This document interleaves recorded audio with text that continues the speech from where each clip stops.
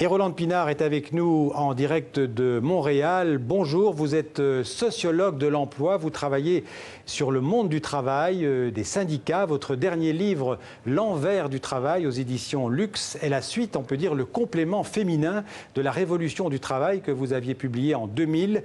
Il est sous-titré, ce nouveau livre, Le genre de l'émancipation ouvrière. On peut dire pour vous, Rolande Pinard, le rôle joué par les femmes dans la transformation du capitalisme, dans l'histoire du travail, ce rôle est trop souvent invisible et sous-estimé.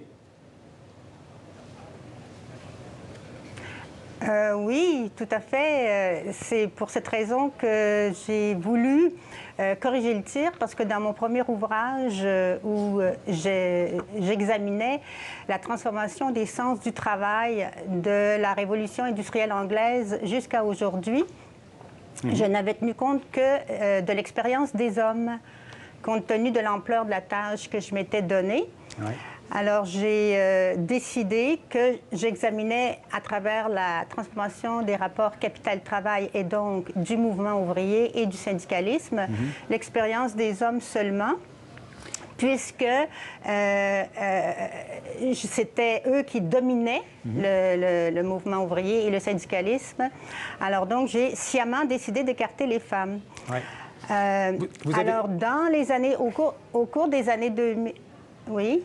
Vous avez choisi l'envers du travail comme titre de votre livre.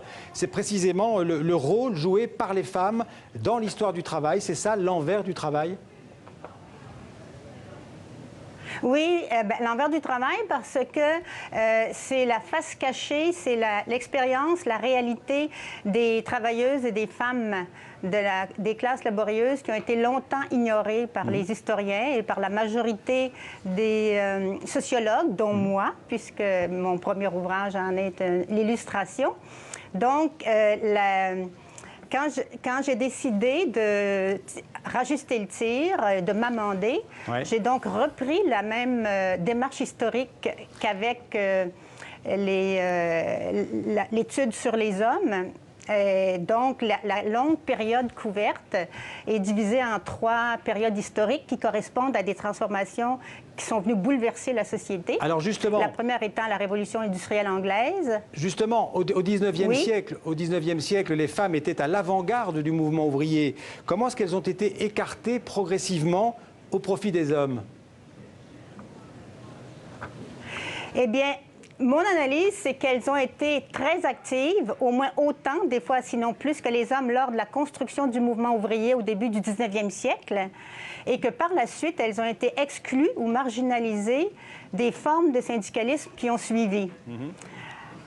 Parce que cette forme, la préférence des formes de lutte des femmes était différente de celle des hommes, étant donné qu'elles ont un rapport de force moins grand avec les employeurs et qu'elles sont infériorisées économiquement. Ils ont eu tendance historiquement à préférer la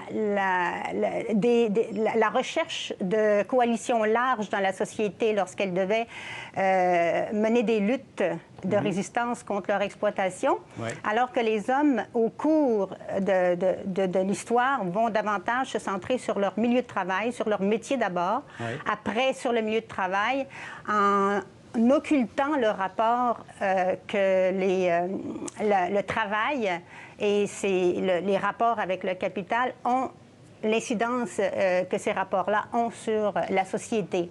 Alors, les femmes, historiquement, ont été... Oui. Oui. Vous évoquez souvent dans votre livre le concept de travail émancipateur. Est-ce que vous pouvez nous expliquer ce concept? En fait, c'est que là, dans mon acception du travail n'est pas d'abord celle de l'activité, ce qui est habituellement entendu par travail, l'activité que tout un chacun doit faire pour gagner sa vie.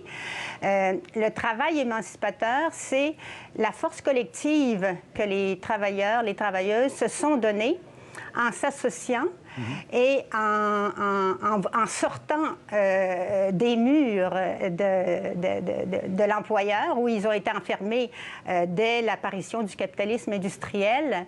Donc, le travail émancipateur, ce sont les luttes, c'est le mouvement de sortie au grand jour des travailleurs et des travailleuses pour apparaître dans la société, pour agir comme citoyen, pour obtenir des droits et agir en être libre. C'est ce que j'entends par travail émancipateur. Je dis que c'est du travail. Oui, et vous dites que le travail, justement, ne suffit pas à l'émancipation des femmes. Non, pas le travail, pas l'activité de travail, l'activité rémunérée, l'activité salariée. En fait, c'est une continuité, un renforcement de la suggestion qui est propre au travail salarié. Ça confère à une partie des femmes une indépendance économique, mais ça n'est pas émancipateur en soi, selon moi. Du moins, politiquement, je veux dire. Oui, Roland Pinard, on ne devient pas... Aujourd'hui, le capitalisme est mondialisé, vous en parlez dans votre livre, globalisé, comme on dit dans le monde anglo-saxon. Quel est l'impact de cette globalisation sur le travail des femmes? Est-ce que ça veut dire que les emplois féminins, dans la globalisation, sont de plus en plus précaires? Oui, ils sont devenus de plus en plus précaires, mais comme toute mon analyse le montre, les femmes sont habituées à la précarité et la globalisation économique, la diffusion de la logique organisationnelle capitaliste, avec les délocalisations, les rationalisations, est venue précariser le travail d'hommes qui avaient échappé à la précarité. Les femmes, en rapprochant leur situation de celle traditionnelle, historique des travailleuses.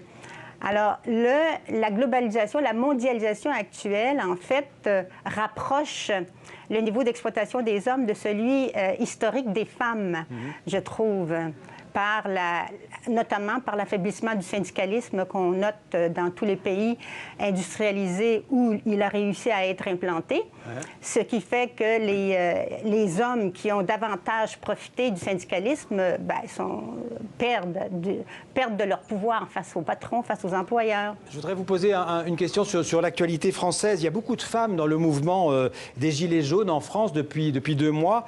J'imagine que ce n'est pas une surprise pour vous de voir les femmes au devant de la lutte, en tête de lutte? Non. Non, pas du tout. Ça ne m'étonne pas que des femmes soient aux avant-postes de cette lutte, et ni non plus qu'elles se coalisent avec toutes sortes de couches de la société. Mais je ne m'aventurerai pas à faire un commentaire sur tout ce mouvement, parce que c'est un mouvement qui me semble assez complexe et que je ne maîtrise pas, parce que j'en ai une vision assez superficielle qui provient des médias traditionnels seulement, et n'étant pas mêlée à toute votre réalité française. En conclusion, Roland Pinard, on pourrait dire que le monde du travail est aussi patriarcal que le monde en général? Ah, ben oui. Oui, évidemment. Et ça nuit. Je pense que c'est une des raisons, un des facteurs qui explique l'affaiblissement actuel des luttes contre l'exploitation capitaliste qui empire avec le creusement des inégalités sociales au sein des sociétés particulières, mais aussi entre les sociétés. Alors, le fait de s'être laissé piéger à l'idéologie et à la réalité patriarcale a nui, d'après moi, beaucoup à l'émancipation de l'ensemble des travailleurs, des travailleuses et des employés, enfin, de la population. Merci beaucoup, Roland Pinard. Je renvoie à votre livre, donc L'envers du travail, le genre de l'émancipation ouvrière. C'est aux éditions Luxe. Merci d'avoir été en direct avec nous depuis Montréal. Merci beaucoup.